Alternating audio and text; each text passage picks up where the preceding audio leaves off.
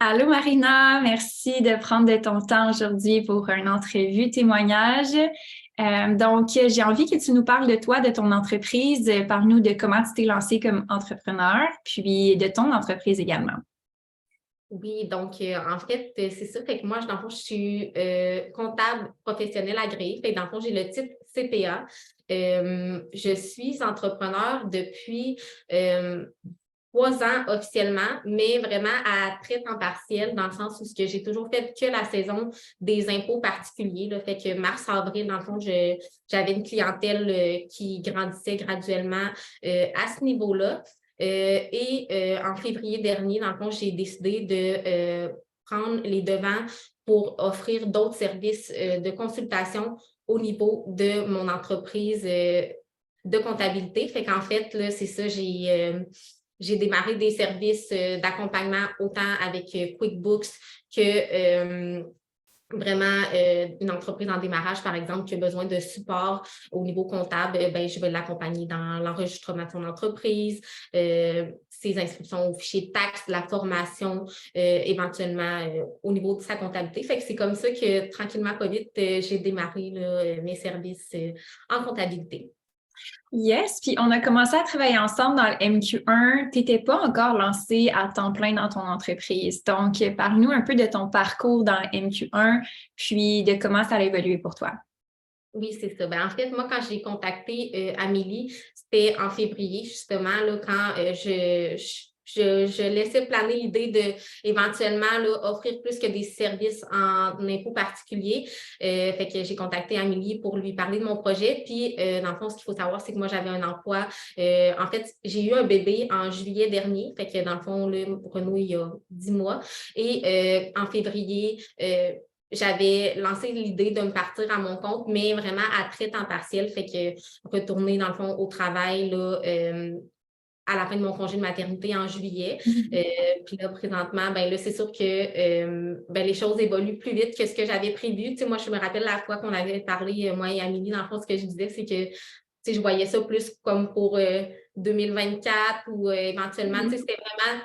c'était pas dans le moyen court terme que je me partais là, à mon compte à 100% là, finalement. Puis finalement, ben là, je suis en train de prendre les décisions finales là, pour finalement en faire un projet à temps plein finalement.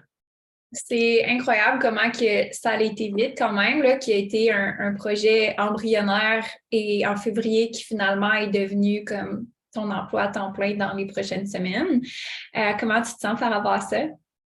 Ben, je suis vraiment excitée parce qu'en fait, tu sais, moi, l'entrepreneuriat, c'est quelque chose qui m'intéressait depuis longtemps. Tu sais, j'ai comme tout le temps fait, ah, je fais-tu le move ou je le fais pas et tout. Puis, ben, tu sais, j'ai l'impression que là, j'ai vraiment décidé d'investir en moi, dans le fond, avec la formation aussi de MQ1. Fait que ça m'a comme donné les outils puis la confiance de faire les moves qui étaient nécessaires, dans le fond, pour que ça devienne plus que juste un sideline, finalement. Ouais. Puis j'ai envie qu'on parle de ces moves-là parce que, tu sais, je veux pas juste qu'on voit le résultat final, mais qu'on comprenne concrètement comment le MQ1 t'a aidé, quelles actions tu as mis en place, quels changements de perspective que tu as eu pour en arriver à ces résultats-là, tu sais, le comment tu as fait pour t'y rendre. Comme ça peut inspirer des gens à se dire comme, mais comment qu'elle a fait ça? Tu sais, réalistiquement parlant, moi, je me vois pas en 3 mois tomber à temps plein dans mon entreprise. Je pense que comme on a discuté juste un peu avant l'entrevue, c'est pas tant une question d'atteindre le résultat le plus tôt possible, mais comme justement, tu n'avais pas d'attente tant que ça par rapport au résultat, il était très loin dans ta tête, mais d'avoir vraiment des attentes par rapport à qu'est-ce que tu veux faire pour t'y rendre, puis qu'est-ce que tu es prête à faire ou à changer dans ta zone de confort pour t'y rendre. Puis ça, tu l'as super bien fait. Fait que j'ai envie que tu nous en parles un petit peu de ce processus-là. Qu'est-ce que tu as fait concrètement dans le MQ1 pour que ça arrive? Oui, ben en fait, tu sais, c'est ça. Moi, tu sais, c'est ça, j'offrais des services en impôts particuliers, puis je savais qu'il y avait comme une fin à ça, dans le sens que c'est mars-avril, puis après, les gens, ils ont besoin de toi juste l'année d'après. Fait que, en fait, ce que je voulais faire en m'inscrivant au MQ1, moi, c'est vraiment de mettre en place une offre que j'allais pouvoir vendre éventuellement, dans le fond, à une clientèle qui est plus un entrepreneur finalement, mais j'avais rien fait de ce côté-là. Puis même les premières semaines, quand j'étais dans MQ1, tu sais, j'étais beaucoup dans OK, c'est quoi que je vais offrir? Il faut que je filme ce contenu-là, il faut que je le mette en place. Je me rappelle dans un coaching, Amélie m'avait dit, ben, tu sais, là, maintenant, il faut que tu vendes. Tu sais, c'est ça qui est important. Fait que finalement, je pense que c'est ça, moi, qui a été vraiment l'élément déclencheur de où ce que je suis présentement, c'est que je me suis permis de travailler sur les deux projets en parallèle, finalement. Fait que autant que j'ai une clientèle présentement à qui j'offre des services plus en one-to-one, fait que dans le fond, en consultation privée, mais j'ai aussi un volet où ce que je travaille présentement à monter une offre pour éventuellement un autre type de cliente. Fait qu'en fait, c'est vraiment, je pense, de passer à l'action qui m'a vraiment permis d'aller chercher les résultats que j'ai aujourd'hui, puis de mettre des outils en place qui me permettent de sauver puis de gérer mon temps parce que je suis quand même maman présentement aussi à temps plein. Fait que gérer mon temps de maman en plus que de travailler sur mon entreprise finalement.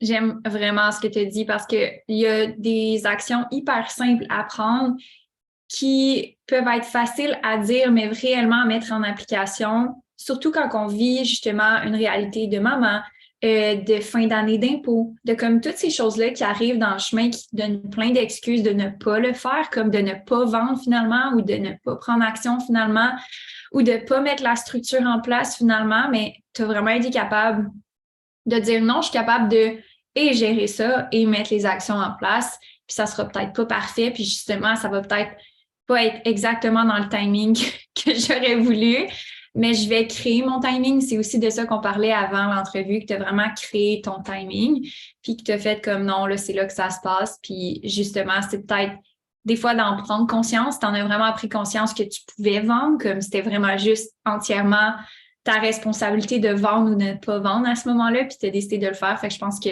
ça, c'est vraiment quelque chose que je suis vraiment contente de ton parcours, c'est que tu n'as pas mis l'excuse sur la situation dans laquelle tu étais, la période de fin d'année pour les comptables. C'est tout le temps vraiment une grosse période.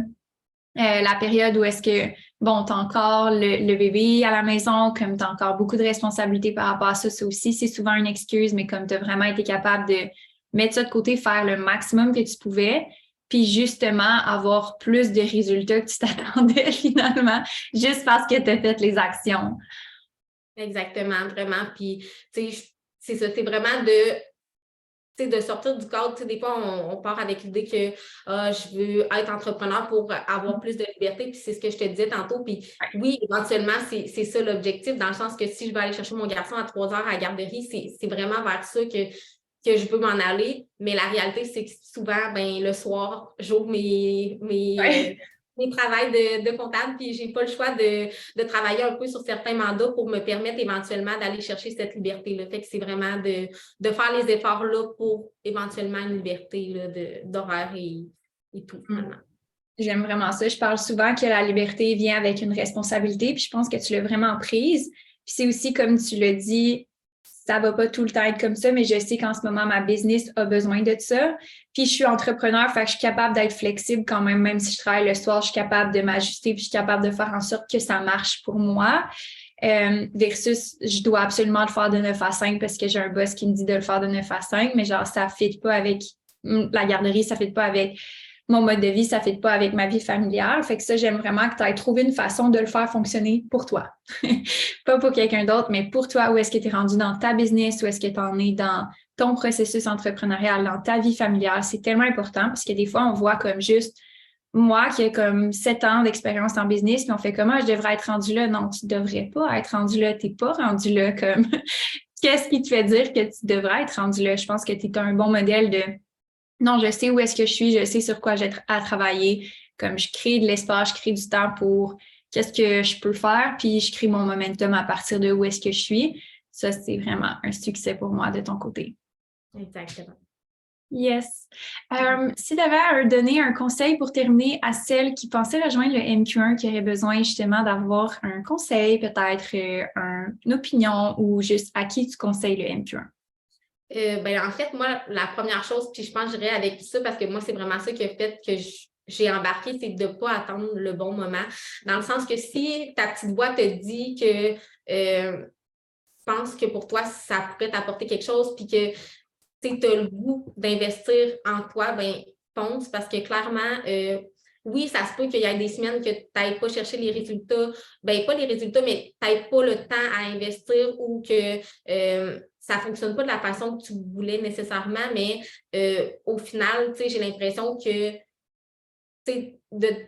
d'oser aller dans un projet comme le MQ1, en fait, c'est de te permettre de justement de voir où ce que tes possibilités entrepreneuriales peuvent t'amener, là, dans le sens que, comme on dit tantôt, moi, je ne pensais pas m'en aller là, mais je savais que ce n'était pas nécessairement le timing parfait, dans le sens que, c'était ma plus grosse période de l'année, mais finalement, on dirait que le fait que j'étais tellement occupée, ben, ça m'a permis de vraiment, chaque minute où je pouvais travailler sur mon projet, ben, je l'investissais dedans. Fait que s'il y a une petite voix en dedans de toi qui dit de foncer, ben, vas-y, puis ne pas hésiter finalement. Là, vraiment, c'est vraiment, je le recommande à tout le monde, je le referai demain matin finalement. C'est comme de faire confiance à ton timing. C'est comme si, par exemple, tu dis, ah, ben, il y a toutes ces contraintes-là. Toi, tu as comme dit, oui, j'ai ces contraintes-là, mais je fais confiance au timing, que c'est le bon timing en ce moment pour moi. Puis aussi, c'est que tu as appris à créer ton timing dans le MQ1. Tu as fait comme, OK, comment je peux m'ajuster, comment je peux m'adapter à faire en sorte que ça marche pour moi. Puis j'aime tellement ce que tu as dit que pas attendre juste parce que, bon, je suis pas assez prête, parce qu'en réalité, c'est ça, tu crées ton propre momentum quand tu es dans l'action. Fait que j'aime vraiment ce que tu as dit. Merci infiniment, Marina. Comment on peut te découvrir et comment on peut apprendre à travailler avec toi? Oui, ben en fait, je pense que la manière la plus simple, c'est vraiment de me retrouver sur Instagram. Dans le fond, c'est Marina Landry CPA, ma page Instagram. Fait que soit venir m'écrire en privé à cette place-là, en fait, puis par la suite, on regardera là, la meilleure façon de collaborer ensemble. Yes, merci beaucoup pour ton temps infiniment. Même, et donc, on se retrouve très bientôt. Merci d'avoir écouté l'entrevue jusqu'à la fin, tout le monde.